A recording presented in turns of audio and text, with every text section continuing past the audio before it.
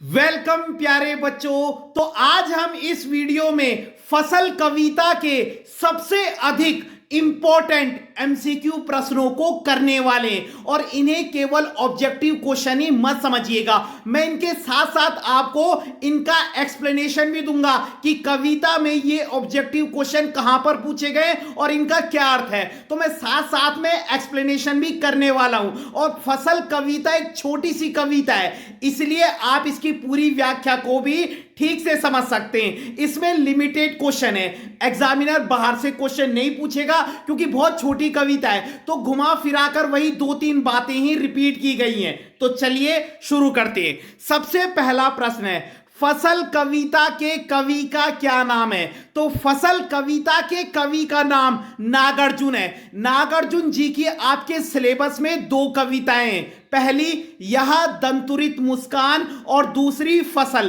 तो याद रखिएगा, नागार्जुन जी की आपके पाठ्यक्रम में आपके सिलेबस में दो कविताएं हैं, पहली यह दंतुरित मुस्कान और दूसरी फसल। तो फसल कविता के कवि का नाम क्या है? नागार्जुन। अगला प्रश्न है, फसल किसके पानी का जादू है? तो फसल नदियों के पानी का जादू है। यह भी इंपॉर्टेंट प्रश्न है। देखिए, फसल के लिए क्या है? नदियों का पानी या पानी बहुत जरूरी है। ठीक है, फसल के लिए पानी, अगर पानी फसल को अच्छे से मिलेगा तो फसल भी अच्छी होगी, अगर पानी नहीं मिल पाएगा तो फसल सूख जाएगी। तो फसल किसके पानी का जादू है? नदियों के पानी का जादू है। दूसरा प्रश्न भी समझ में आ गया होगा कि फसल की अच्छी पैदावार के लिए उसको पानी का मिलना भी क्या होता है? बहुत आवश्यक होता है। इसलिए कवि ने फसल को क्या है? नदियों के पानी का जादू कहा है, क्योंकि पानी में वो जादू है जो फसल को अच्छे से क्या है, मतलब उत्पन्न कर सकता है, उसकी अच्छी पैदावार के लिए एक इंपॉर्टेंट फैक्टर है। ठीक है, अगला है, फसल किनके हाथों के स्पर्श की गरिमा है?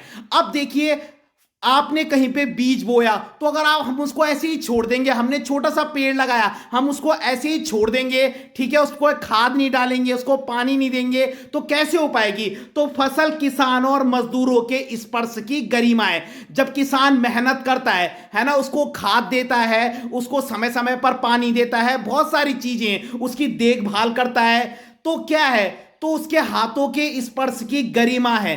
किसके? किसानों और मजदूरों के। तो फसल के लिए क्या है? नदियों का पानी का जादू भी है। तो फसल क्या है? किसान और मजदूरों के हाथों के स्पर्श की महिमा। जब तक किसान और मजदूर मेहनत नहीं करेंगे तब तक फसल अच्छी नहीं होगी। तो यह भी आप याद रखिएगा, फसल किसके पानी का जादू है? नदियों के पानी का। और फसल किसके हाथों के स्पर्श की महिमा है? किसके हाथों के टच की महिमा है? किसान और मजदूरों के। जब तक ये मेहनत नहीं करेंगे फसल अच्छी नहीं होगी। अगला है, मिट्टी का गुणधर्म क्या होता है? तो मिट्टी का गुण क्या है? मिट्टी का गुण है उसका उपजाऊपन। अगर मिट्टी अच्छी होगी तो फसल भी अच्छी होगी, अगर मिट्टी में वो गुणवत्ता होगी, वो क्वालिटी होगी, तो मिट्टी का गुणधर्म क्या होता है?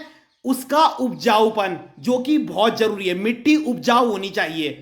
फसल किसकी किरणों का रूपांतर है? सूरज की। अब आपको पता है कि सूरज की किरणें भी चाहिए फसल के लिए, ठीक है, तो फसल किसकी किरणों का रूपांतरण है? तो देखो, किरणें आ गया तो सूरज लिख देना आप।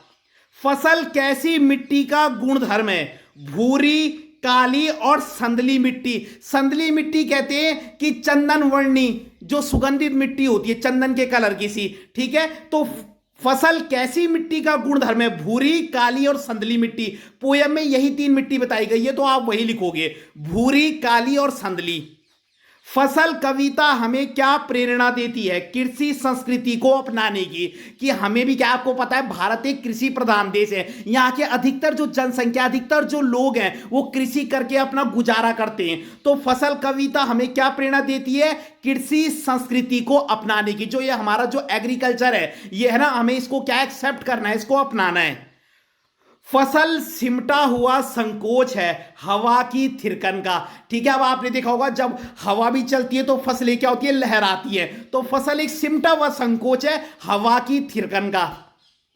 फसल उगाने के लिए आवश्यक तत्व हैं। अब इसमें 5 तत्व बताए गए, ये बहुत इंपॉर्टेंट है। पहला मिट्टी, दूसरा जल, तीसरा वायु, सूरज की किरणें और किसान की मेहनत। जो मैंने 5 चीज बताई, मिट्टी, जल, वायु, सूरज की किरणें और किसान की मेहनत, यही इंपॉर्टेंट प्रश्न है इस चैप्टर का।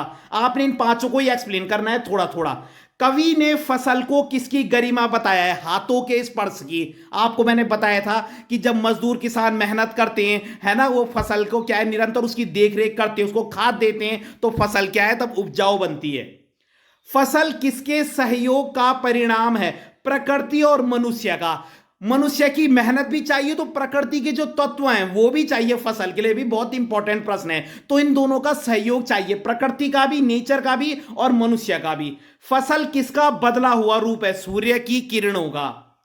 फसल कविता में कवि ने पाठकों को किस विषय से अवगत कराया है? फसल निर्माण से। इसमें यही तो बताया है बच्चों को कि फसल निर्माण के लिए कौन कौन से तत्व इंपॉर्टेंट है।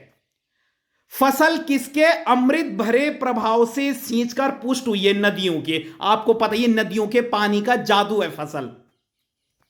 फसलों में किसकी मेहनत छिपी है? किसानों की, मजदूरों की। तो आप दोनों याद रखना, किसान और मजदूर।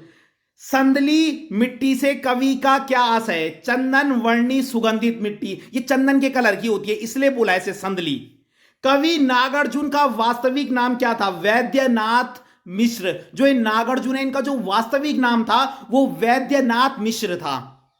फसल कविता में फसल की श्रेष्ठ परिभाषा के साथ प्रकाश में आए बिंदु है कृषि संस्कृति से निकटता। इस पोयम में यही तो बताया गया है कि हमको कृषि संस्कृति के नजदीक जाना है, उसको अपनाना है, और प्रकृति एवं मनुष्य के सहयोग से सृजन होता है। फसल का निर्माण कैसे होता है? सृजन का मतलब होता है निर्माण। जब मनुष्य और प्रकृति आपस में मिलते हैं, नहीं है, मनुष्य के हाथों की मेहनत चाहिए और प्रकृति के भी तत्व चाहिए, जैसे सूरज की किरणें हो गई, हवा हो गई, ठीक है, क्लियर हो गई बात। तो एक तो कृषि संस्कृति से निकटता चाहिए हमको, क्लोजनेस चाहिए हमें एग्रीकल्चर के, हमें कृषि संस्कृति के नजदीक जाना है, उसको अपनाना है जो हमारी एग्रीकल्चर है। और प्रकृति और मनुष्य के सहयोग से फसल का सृजन होता है, फसल का निर्माण होता है प्रकृति और मनुष्य के सहयोग से, और हमें कृषि संस्कृति को अपनाना भी है। तो अगर आपको वीडियो पसंद आई हो तो लाइक कीजिएगा, कमेंट कीजिएगा और अपने चैनल को सब्सक्राइब जरूर कीजिएगा। धन्यवाद।